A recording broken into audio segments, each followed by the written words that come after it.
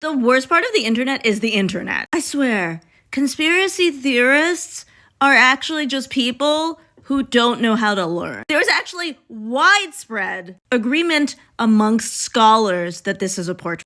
This is my field, buddy. I have read extensively about this and portraiture in this period. We somehow taught ourselves that we can unlearn everything, but then we don't actually use it correctly. When you have something like this, which does have some open questions, you can't throw everything out. Like the baby with the bathwater, there are some things that are just true. And it being a portrait is just true. And the best way to understand scholarship is to understand when there is consensus, what that consensus is around. So portrait, it is absolutely a portrait. The thing that is under slight debate is who this woman is and whether she was alive when the portrait was made. Now, I will tell you, the internet loves the idea that she is dead because it's more salacious and it's different than you learn. And the internet loves something that seems like a conspiracy and a secret. I will tell you, when you go to the National Gallery's label, they attribute this as being his second wife, which is what many scholars believe. Do you notice how that's different than the idea of the portrait? Most scholars believe. So most is basically what we call facts now. It is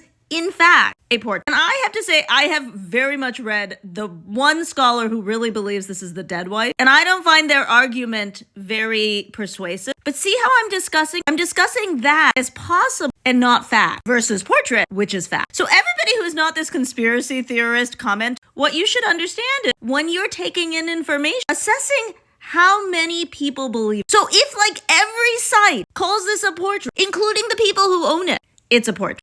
If only like 7 guys on YouTube say it's not a portrait, do you believe them? No. It's not all a conspiracy, baby. Sometimes it's just a picture of people, which is called a portrait.